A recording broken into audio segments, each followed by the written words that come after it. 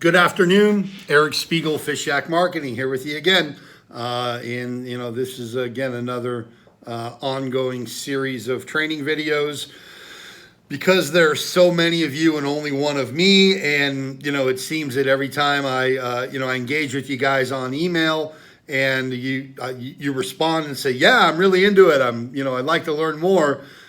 Everybody wants to get on the phone with me, and I'm the kind of guy where I'll talk to you for 45 minutes, and then at the end of the day, there's 100 people that want to chat, and I just obviously run out of time. Considering the fact that I'm in California, some of you are in the Midwest, some of you are on the East Coast. So what I'm trying to do is I'm trying to give you as much information as I can possibly give you so that you can do this as independently as possible. So typically the way the process works is that you guys are sending me your resumes. I review every single resume, and I'm looking for somebody that either had some previous, business-to-business experience, or somebody who has some kind of a business background, or maybe I just look at it and go, okay, this is a really difficult job that they've been doing, or you've got some kind of, I like your education background, whatever the case is.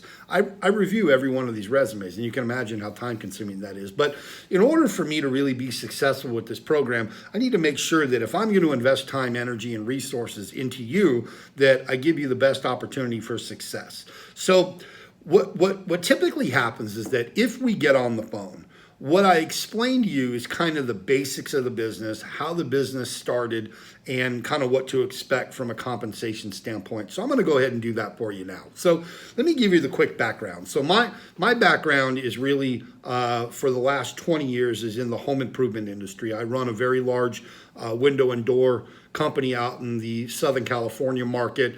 And I've got, about 25 in-home salespeople.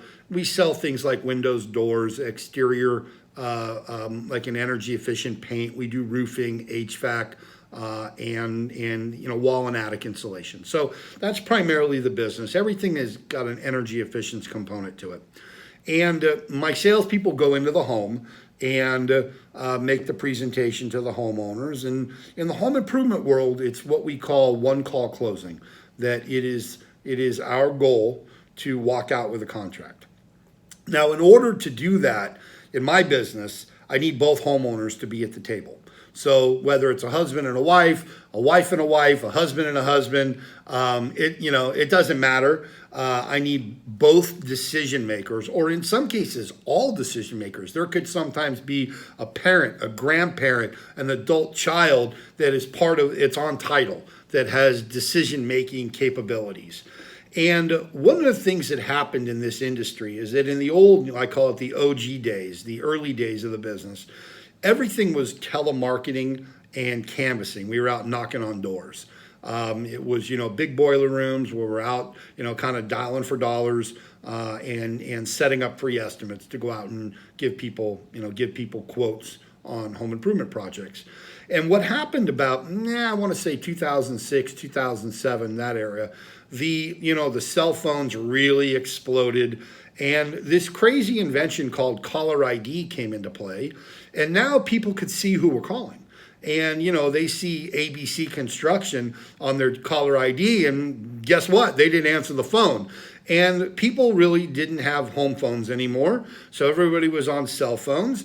And, a cell phone's pretty invasive. You call a cell phone. I don't know if you're in a business meeting. I don't know if you're in the bathroom. I don't know where you are. You could be in the hot tub. You could be swimming. I don't know what the case is. So we started getting a lot of backlash from people because we were calling them in a situation where we didn't quite know where they were.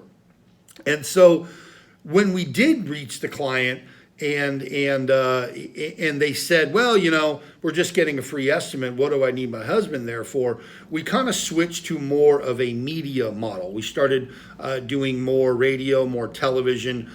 We started getting really, really heavy into the internet, whether it was social media, Facebook, and then started buying a lot of internet leads. There were, companies, you go on, CNN.com, and they've got a little box that says, hey, need windows? They click on that, and then the company that aggregates those leads sells them to 25 contractors in the same market, and the customer within 30 seconds gets 15 phone calls.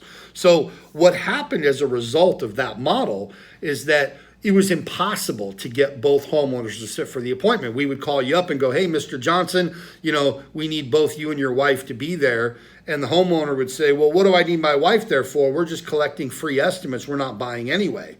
And the reality is, and what that's called is a one-legger in the business, is that when we would get to the end and we would show you the price and go, okay, let's get this rolling. What do you think the homeowner said? Well, great. It's a great program, Eric, but I need to talk it over with my spouse. And there's no way to overcome that objection. We can overcome not today. We can overcome we don't make decisions. We can overcome we want to get other quotes. But there's no way to overcome I need to talk it over with my husband. Look, it's 20 grand. It's 15 grand. It's 10 grand. You're not buying a candy bar here. So people want to think about it, right? So what happened was our demo percentage went down from anywhere from 75% down to about 20%. Well, our business is all about opportunity. Demo percentage is really the key component. So what ended up happening was we just weren't demoing enough people. It's like a baseball player, no at-bats, no hits. Nobody got a hit from the dugout. So I started utilizing these travel incentives because I'd been to a timeshare presentation. And the only reason my wife and I went is because they offered us a free trip. So we're like, oh, we're not doing anything on Saturday. They're offering us a free cruise to Mexico. I live in Los Angeles. So I'm like, sure, let's go check it out. We had no intention of buying a timeshare. We actually had a pact. We're like, look, I don't care how compelling. I mean, I'm a sales guy, and I'm the easiest. Sales guys are the easiest guys to sell, It's like, oh, that sounds good. So I told my wife, I'm like, no matter what, come hell or high water, we are not buying a timeshare. And I swear to God, they make it sound so awesome and make it sound so logical that I'm like, man, I'm really thinking about this, but I kind of checked myself, and yeah, I was lucky. I escaped right after 5 guys shaking you down in the whole process. It's obviously it's really nasty. That's why they call it the crime share industry. So we escaped and we got our free trip, our free voucher, and I went to redeem it, and oh my God, you cannot believe how hard it was to redeem. Between the blackout, oh no, it's not available then. Oh no, sorry, it's not available then. And then all the deposits, and then I had to get on the phone with some travel agent who tried to upgrade me time and time again. I'm like, forget it. This is insane. So I said to myself, okay, it worked really well as a hook, but it is not a viable product when you're trying to use it as a reward. So I found a company that basically sold a much higher caliber vacation certificate, and I started buying those for $150 a piece, and I had to buy them in bulk of 25,000 in order to get that price. Otherwise they were $250 a piece, and I was using 700 of them a month. Let me repeat that, 700 of them a month. Well, I was running 1,300 appointments a month in my company. Well, yeah, that was a good investment, because on that money that I was spending, I was doing about $2 million a month in sales.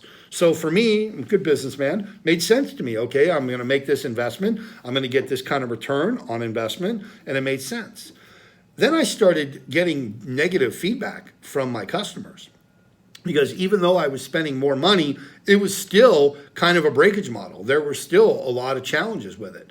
And so I started getting like negative Yelp reviews from people who weren't even my clients. It was starting to tarnish my brand. So that's when I created Fish Shack. I said, well, look, I'm spending all this money. I might as well create a company and basically buy them from myself and make money. And I spent a year negotiating and meeting with all the destinations. I met with Carnival. I met with Norwegian. I met with Princess, who's actually owned by Carnival. I met with Royal Caribbean. I met with Cristal. I met with Disney. So I had the ability now to get paid by all the destinations for putting people in their empty rooms. And that's what allowed me to change the model into a fulfillment model where we charge a monthly membership rather than charge for the certificates individually. So the key to the business is being able to explain to your customer that, yeah, you probably had a bad experience, or you know somebody who had a bad experience with travel incentives, and it was either a timeshare industry or whatever. And yeah, your initial reaction may be that this is just not not a very good program. However, let me explain to you how Fish Shack works. We don't make money unless the person travels. We put somebody on an empty cruise ship. The room was already empty. It was going to sail without somebody occupying it. Now they spend money on the ship. Fish Shack shares in that back end revenue. It's super intuitive. Once you explain it, they're like, oh, okay, that makes sense, right? So when we talk on the phone, I also explain how the compensation package works. Now, this is a residual income model. I have been in the one and done business my whole career. I go out and sell a $20,000 window job. Yay, happy. We do the river dance. We're all excited. But tomorrow I got to acquire a new customer. I got to send a sales guy back out again, and I got to sell another job. And you start over at zero every day. And it is a difficult way to make money. So I decided that I wanted to make this a residual income model. I grew up, my father was in the insurance business. And I saw firsthand what residual income meant. We took really cool vacations every summer for 3 weeks. And my father, we would come back, and instead of being broke like most people are when they get back from vacation, my dad got paid the whole time we were gone. Now, it was, it was insurance. And, I couldn't think of something worse to actually sell, but I was enamored with the residual income model. So that's why I created Fish Shack in the way that I did, is that so you have the ability to really emancipate yourself from your current job. To me, job means jail. That whether you work in a cubicle all day or you work in some corporate environment where they've got your thumb on you all day long and you're responsible for 100% transparency on your time, and somebody else dictates your value and your worth. And I just think that that's just not the way to go. So it's important that you have the ability to kind of free yourself from the slavery and the tyranny of a kind of a ball and chain of a real job. And that's what Fish Shack offers you. You'll never miss another ballet recital. You never miss another soccer game. If you want to be the Little League coach or all those things that most people want to do with their lives and with their families, this offers you the flexibility to do that. You're basically in business for yourself. What I've really done is create kind of a franchise opportunity, but I'm not charging you any money up front for the franchise.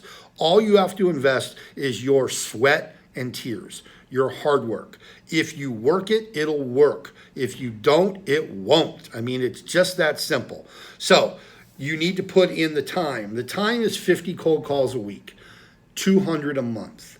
If you call on that number of people, you're going to sit down with half of those half. You're going to sell anywhere from 5 to 10 jobs.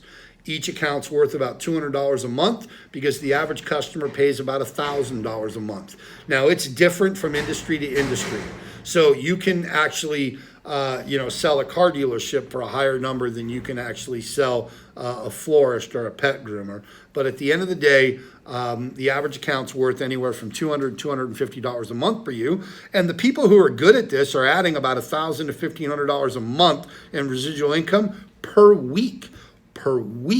So 4,000 after the first month, 8,000 after the second month, 12,000 after the third month, and so on and so on and so on. Now, true success is predicated on how much energy you expend during the first 30 days with your clients. If you don't handhold, if you don't kind of play the offensive coordinator or the quarterback and help them understand how to use the program, how to market it, how to incorporate it into their promotional and marketing efforts, then they're not going to feel like they got the attention that they wanted. And that's when they decide at the end of the month that it just didn't work for them. Well, the reality is they don't need to see very much results in order for this to work. So it's incumbent upon you to hold their hand. So in closing, the key to the business is making sure that you're calling on enough customers and that you engage them in the first 30 days so that they feel enrolled into the program. The compensation package is you get 20% of the initial enrollment. So when the customer joins the program, they're going to pay you the first month's fee, whether it's, let's say, $1,000. You're going to get 25% of that. When they renew every month, you get 20% of that ongoing residual income. So $1,000 account, $200. Okay. Now there is a component that if you want to build a team underneath you and you want to put, build people, an organization so you can kind of spread yourself a little wider, then what I do is I give you an additional 5% every month on your residual. You keep 5, you pay your people 20. Okay. So I've kind of set it up. And I hate to use the word network marketing because that has a really negative connotation in the industry, but that's really kind of set this model up, is that if you want to scale, the guy in my company that's making the most money has about 15 people under him on his team, and write this down, he's making about $40,000 a month. That's a real number, about 40 grand a month. Now he's an ex-NFL football player. He's got ex-NFL football players working in multiple markets. They only focus on the gym market. And you can imagine he walks in the front door, everyone wants his autograph. Oh, and by the way, buy my product. So it's not a really duplicatable model, but you can easily be achieving 20, 25 grand a month after maybe a year, 2 years in the business, okay? And now you're free. Now you have the ability, if you can't live on 20, 25 grand a month, then I need to see your lifestyle. But at the end of the day, I'm in LA, and that's pretty good money even here, right? So anyway, in closing, if you're interested in moving forward with this program, use this video as an indication of what to expect. Send me an email and say, yep, I watched your videos. I really like what I hear. I'm ready to start enrolling customers. And I will get you the necessary paperwork and documents to get started. Okay. Again, thank you for watching. Eric Spiegel, Fish Shack Marketing. Look forward to working with all of you.